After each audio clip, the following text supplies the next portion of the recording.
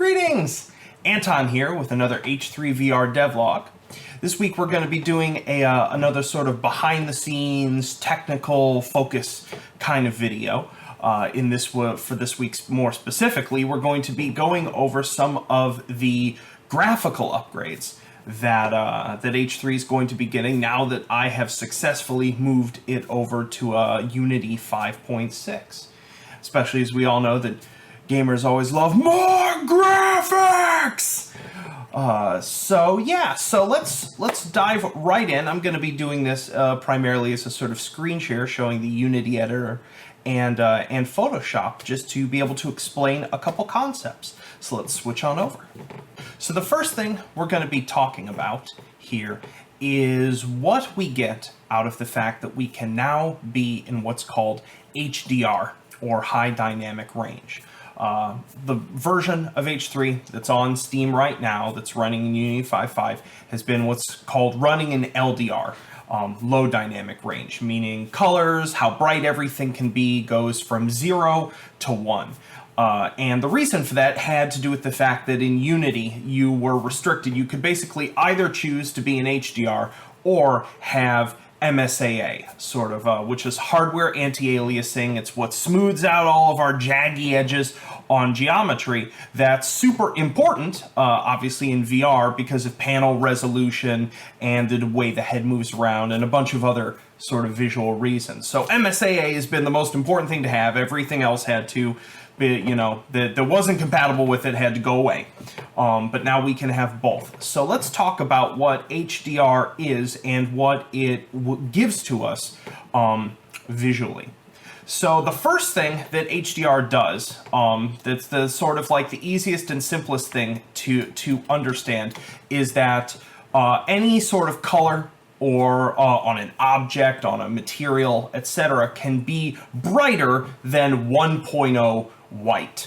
And this is most sort of visually evident in what are called bright specular highlights, i.e. when you get this really bloomy bright highlight on a shiny piece of metal, like say our bullet here. We're not seeing this in HDR yet, just so you know. And in emissive situations. So that's like a bright ceiling light, a muzzle flash, other sorts of like plasma-esque visual effects. Can actually get brighter than just white on our screen. So let's do that right now. So I'm gonna turn on HDR here. In and of itself, that isn't going to do anything for us. What we also need to turn on is elements of our post-processing stack. So the first one of those is just going to be bloom here, which is going to respond to this when we get brighter.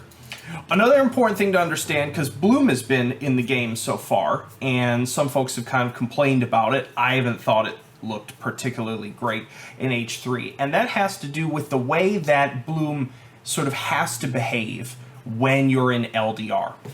I'm going to actually jump over to Photoshop real quick to explain this. So when you're in LDR, you have, like, if we think about a graph here of sort of like black to white, got a sort of linear curve going up here. If our image can only go between completely black and 1.0 white, and we want really bright things in the image to bloom out because they're emissive, things like plasma guns and ceiling lights and things, we essentially have to set a threshold past which, because the bloom is being applied to the whole frame, that things end up getting bloomed out. And this is the way that bloom worked in pretty much every video game prior to HDR, where what you'd basically do is set a threshold that was like 0.95 or something like that. And you're essentially saying anything that's brighter than that is clearly emissive and should start blooming out. Oftentimes with these very tight thresholds. And what you'd basically do is just try to keep everything else that shouldn't bloom from being that bright in your game, which can be difficult when you have lighting, when you have UI elements, stuff the player needs to be able to read in a dark environment, and things like that. It's very difficult to control. And it's part of the reason why we had that whole era of console and PC games where it felt like everything was kind of overbloomed, even in sort of like middle luminance environments, because finding even just bloom threshold settings that worked was very difficult. But in HDR, we can do something different. Let's pull that away.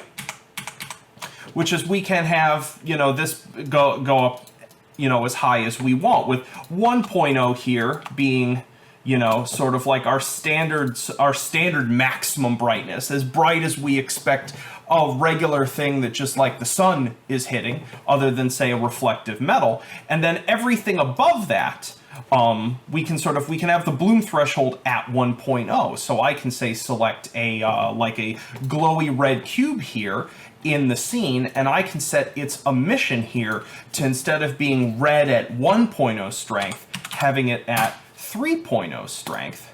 And then if we turn on our bloom and color correction, let's just make sure everything is, I turned off a bunch of things here for examples, and I need to make sure I turn them all back on. Come on, why aren't you doing this? Derp, there we go. I was changing the HDR checkbox on the wrong camera in my scene. This is why you should always practice your tutorials and such before you give them. So if I check this, whoa, look at that. This cube now actually is emissive. I can sort of set varying sorts of colors on it and change the brightness from just being, say, 1, where we don't get this blooming effect, to, let's pick one of our favorite blues here. And we can just like crank this up to a pretty ridiculous extent to get that sort of effect. So it makes it much easier in HDR to sort of separate things that should just be bright and things that should be bright to the degree that they literally flare when we look at them.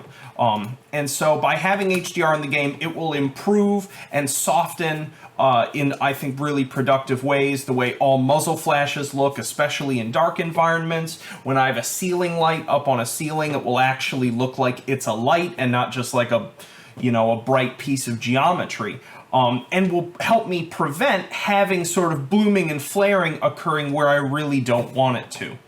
It also, especially in sort of outdoor contexts, really helps things like metals look and feel much more like metal, because obviously when you're outside and you have, whether it's a reflective car or a reflective piece of metal or what have you, when you see the highlight on the sun, it's incredibly sharp. It's significantly brighter than everything else that you're looking at, because so much of that sunlight is being focused into your eye.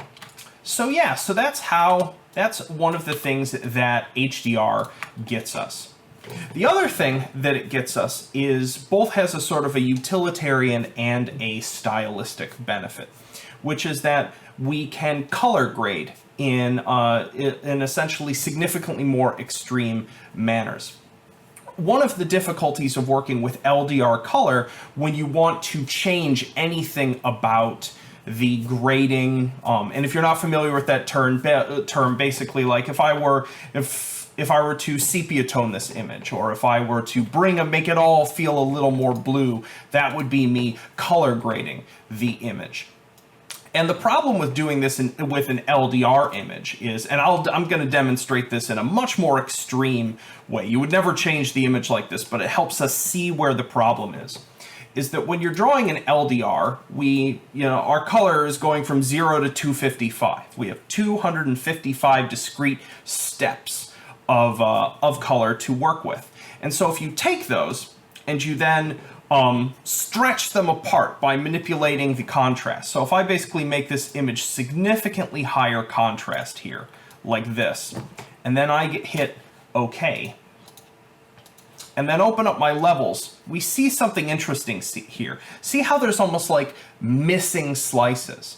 That's because our color was quantized. It was everything was in integers. And by going higher contrast, that information that used to be there was effectively lost in that process. And the way that this manifests in a really ugly way when you're trying to color grade or tweak your luminance levels in LDR is that you get banding, especially in high contrast lighting situations. So you can have a spotlight aimed at something on the ground, and then when you look at the ground, you can almost see like the discrete steps.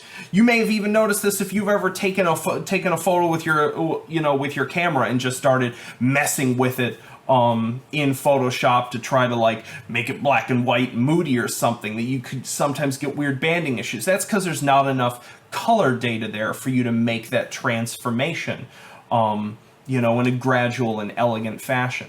When you're rendering in HDR in a game engine, all of those colors are stored as floating point values. So you can sort of accordion them up and down significantly more without running into those problems. It makes everything a little more expensive to draw, but I think the trade-off is worth it.